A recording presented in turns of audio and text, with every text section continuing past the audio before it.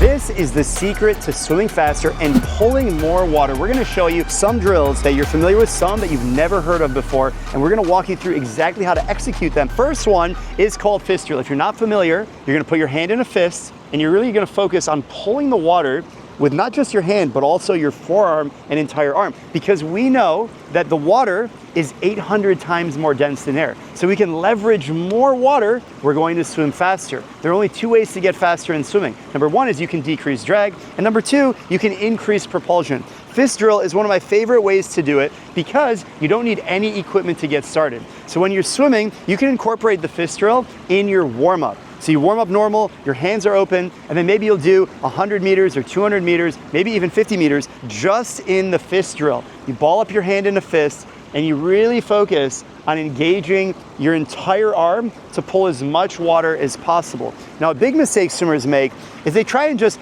punch the water. You're not having a fight with the water. Be peaceful with the water. Place your hand in the water just as you would with your fingertips, only you're with a fist. Now, a few different ways that you can vary this drill, so that way you're not just using your fists, are through a progression. And my favorite progression is to gradually add your fingers each 25 meters. So let's say we were gonna do 8 25s of freestyle in our fist drill. The first two 25s are going to be locked out in a fist. The second two 25s, we're gonna add one finger on each hand. You're poking through the water, you're still reaching extension, you're getting that early vertical forearm, and you're catching the water. The second two 25s, you're gonna add another finger. So now you have two fingers that you're poking through the water and you're pulling through. Then you're gonna add 3 fingers, and on the final two 25s, you're gonna put it all together and you're gonna swim with open hands. Coach Leo, what is the next step? After you've mastered the fist drill and you're swimming with not just your full hand, how could you make your hand even bigger? So we could use paddles, which would be a very good start.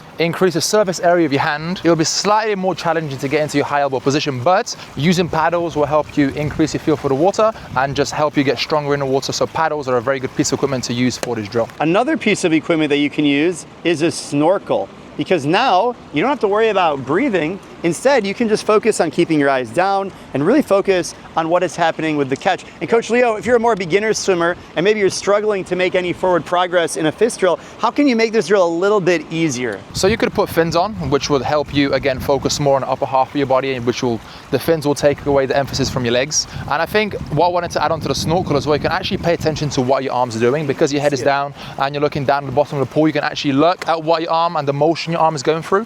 So yeah, snorkel, and if you want to bring things down and make things a little bit easier, definitely put fins on to make this drill easier. So amazing. So once you've nailed the fist drill, we really recommend starting with the fist drill, because regardless of your swimming level, if you're just getting started or you're an Olympic level athlete trying to break the world record, everyone can benefit from doing the fist drill. So once you've nailed this, Coach Leo, what's another one that we might be able to do? Okay, so the next one, which is one of my all-time favorites, is called long dog. And the reason it's one of my favorites is because it's actually very, very simple and easy to do. So it revolves around the 2 key positions of freestyle, which is 1, your number 11 position, and then 2, which is your Superman position. And all long dog requires you to do is to go from one position to the other. So you start off by simply having your arms out in front of you, you pull through to your Superman position, so you have full extension at the front, and then you have full extension at the back of your stroke, and then you bring your arm back forward into your number 11, ready to initiate the next stroke.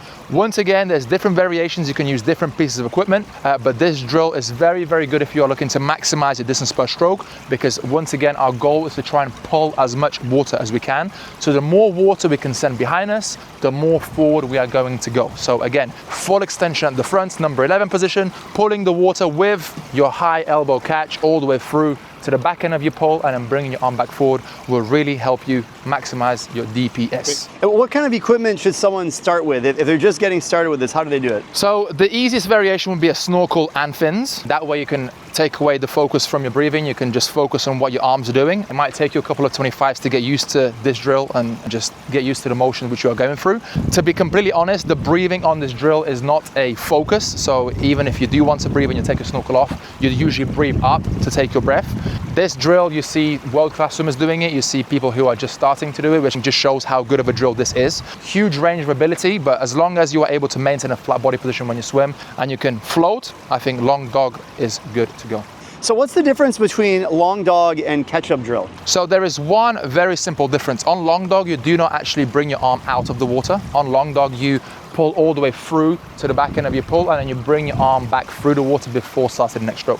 So there's another variation which is called a catch-up, so number 11 catch-up, which you can also do, which is a very similar version to this, but on that drill you actually focus on the recovery as well, which makes things a little bit more complicated. So on long dog, there's no recovery, you just bring your arm back through the water, back into your number 11, ready to start the next stroke. Excellent. And I probably have the most important question here. What's the difference between long dog and long cat? Let's move on to the final drill, which has several variations depending on your skill level, and it could be the most impactful. We save the best for last. It's called single arm freestyle. Coach Leo, can you give us the most basic version of single arm freestyle? So single arm freestyle, again, as far as you just mentioned, there's different variations, but I think the easiest would be with your snorkel and fins, and you actually keep one arm extended out in front of you. So that would be the most simple, the easiest version of this drill. Again, if you're feeling a little bit more advanced, you can put your arm by your side and you can actually take your snorkel off. But the simplest way of doing this is to keep one arm extended, snorkel on, fins on, and you're ready to go. Amazing. And actually, the snorkel can add some complexity. So if you're just getting started, just use your fins, have one arm extended, both arms extended, and you take these strokes with one arm. That way you can really focus on the pull. Remember, this is pulling 101. So we're really focused on driving your fingertips down to the bottom of the pool, getting that early vertical forearm, that early catch position, and then making sure you finish at the end of the stroke. Once you've nailed that with both arms up, you can start to go into single arm freestyle with one arm at your side. Now this is more complicated because it's going to require a lot more core strength and stability and rotational momentum to be able to do this drill effectively. But the way it works is pretty simple to normal swimming. You're just going to have one arm. So your opposite arm is going to be stuck to your side. It's now part of your torso, and you got to make sure you have full rotation to both sides as you do this drill, only swimming with one arm. Now, Coach Leo, how could you break up this drill into a workout? For example, do you just swim the entire workout in single arm freestyle? Okay, so in my opinion, drills should definitely be done before you go into your main set. So I think if you are going to practice any of these, I would throw these in at the beginning of your set. So we'll start with our workout. We'll do, for example, our warm up. We'll start with 450s, and we are gonna do them as 25 drill, 25 swim with our fins on. So first, straight away, as soon as we start in the session, we have a technical point that we are focusing on, whether that's our high elbow catch or whether that's full extension, the front and the back on our long dog, and then followed by a 25 swim on the way back.